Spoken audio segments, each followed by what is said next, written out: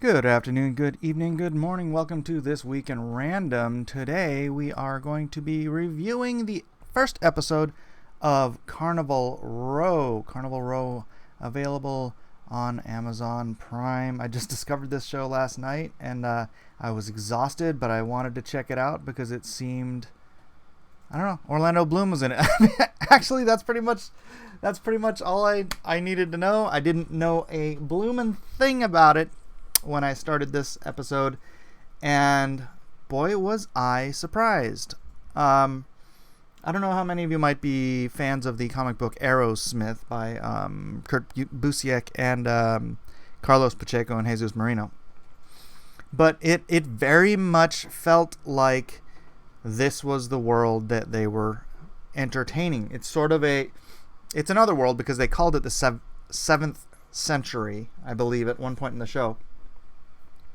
But it very much feels like World War One, pre-World War One, maybe late 1800s, early 1900s, England, right?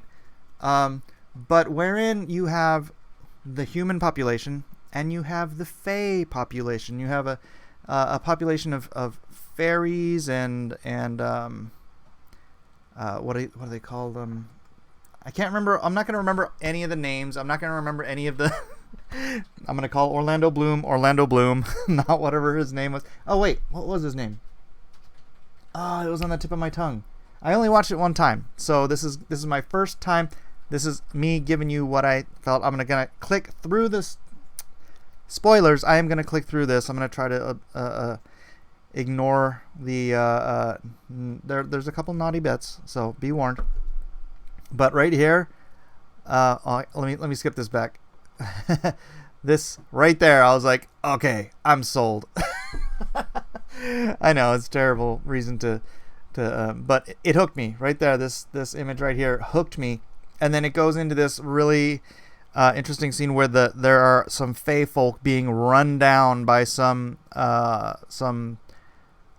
other people, humans, I think, with these bizarre doggish creatures, and then one of the Fae is like super, awesome, tough chick, and she kills one of the weird dog type creatures, and then she runs off and jumps into the ocean. Well, not jumps into the ocean, flies over to a boat alone. Turns out she was there to rescue all of these women and children from the people who had them enslaved and encaged and all that stuff.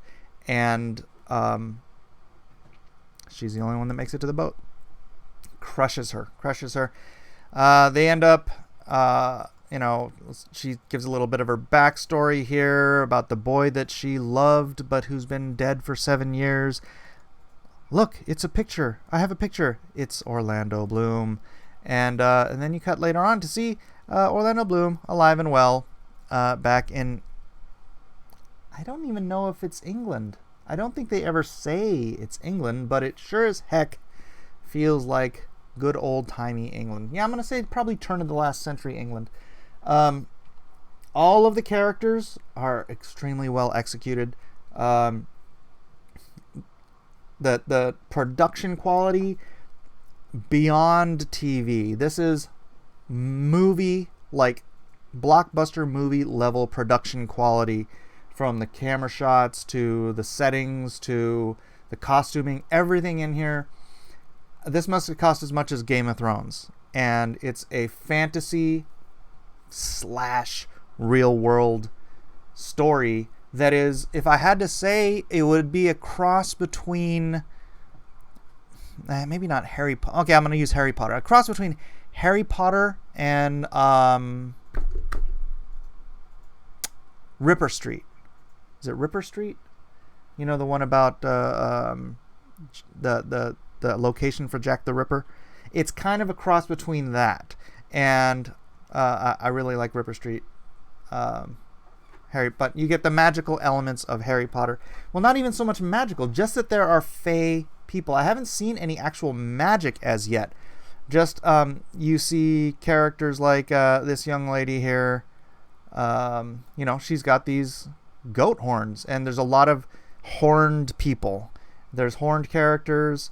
There's all this racism, right, against the Fae people who were being brought in from this other world. So the situation you discover here, this is the setup here.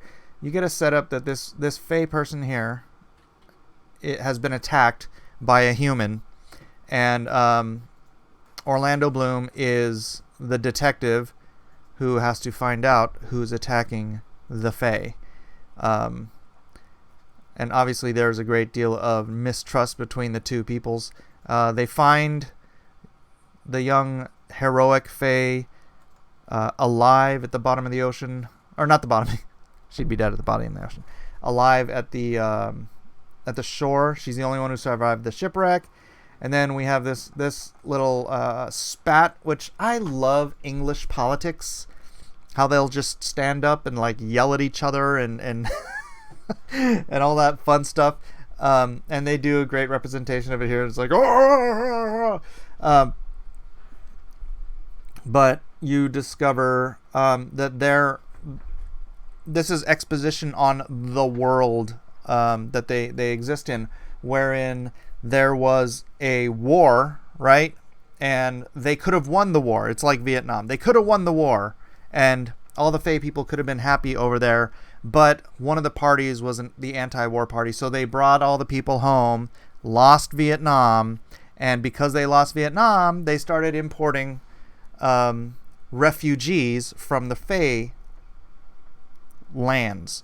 And because of that, all of this racism starts to escalate in the world. So now there's there's a mixture of Fae and real world and humans, and obviously you get some people that get along quite well, some people that are just outright racist. We meet a lot of these characters. It's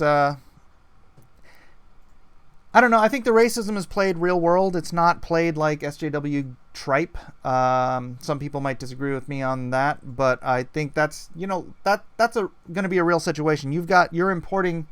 Oh my gosh, it's happened every single time. Every time we go to war with somebody, we end up importing the refugees from that country, and then it used to be. Can you go get JoJo now?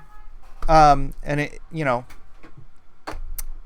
and it used to be a lot worse. Nowadays, it's not as bad as the good old days of racists in America. We've really come a long way, baby. You get to meet this guy who is that chancellor or whatever's son, who turns out is a bit of a layabout, doing things. Oh yeah, and then this girl from Game of Thrones and from Rome, she's in this too. I'm telling you, the cast in this is excellent. Let me click back see if you can see. I don't know who that guy is, but the other, yeah, it's this dude. I don't know his name, but he's a great actor. He was in Sherlock Holmes. He played Moriarty in the Sherlock Holmes movie. He's been in a bunch of other stuff. I can't name. Oh wait, he's in that other show I'm watching right now. Anyways, he's a great actor. Don't know his name. All of the acting, the script, it's really, really well done. Caveat: there's swearing in it. For those of you of my religious background, or anyone of a more strict religious background, there is a bit of swearing and a bit of the naughty bits. So I'm gonna go ahead and skip over those for my channel. Oh yeah. Then here we go. This is the family that ends up taking in our young Fae heroine, because she was conscripted to work for the boat, right? And since all hands were lost on the boat and the boat was lost, this one wealthy family, the guy that invested in the boat to begin with, owned the boat and therefore owns the contract for her. So she ends up working at his house as a maid servant, which to this horribly spoiled, uptight, racist young lady racist. It's speciest. It's speciest. There's no racism against black people that I could see. It's all species-based racism. So, and then, yeah, I don't need to go on and on and on about the scenario. I'm just gonna boil it down for you here. Let's see. Skips the sexy part. She ends up finding out that her love, who she's been mourning for. Yeah, this is the part where you just see this little braid she has. This is called a widow's braid. So she's grown that out for 7 years. One of her friends she discovers is working as a whore in a fairy whorehouse. So there's naughty bits there. And so when she finds out that Orlando Bloom is still alive, she cuts off her widow's braid and then goes and confronts him, and that kind of ends the story for that segment. And then towards the end, Orlando Bloom finds the bad boy, the murderer of the Fae that he was looking for. But here, let me get the let's get to this part.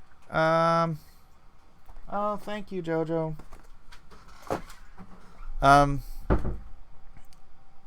Oh, nope, that's not the part. Yeah, right here at this part. So this guy kind of gives him this little speech of, you think it's just what's happening here. There's something dark and horrible. I've been to the bottom of this, dredged things up from the bottom of the sea. There's something worse coming. And then at the very end, you see that there is indeed something worse coming. But for me, that means that something good is coming, because I cannot wait to see episode 2. Hopefully, you guys will watch it too, and we can talk about it. If you have already watched, or if you are likely to watch because of this review, please leave a comment in the comment section below. Please like, share, subscribe, do all that fun stuff. I am Mike Miller. This has been Blacklist Universe, This Week in Random. Thank you for being here, and we will see you next time.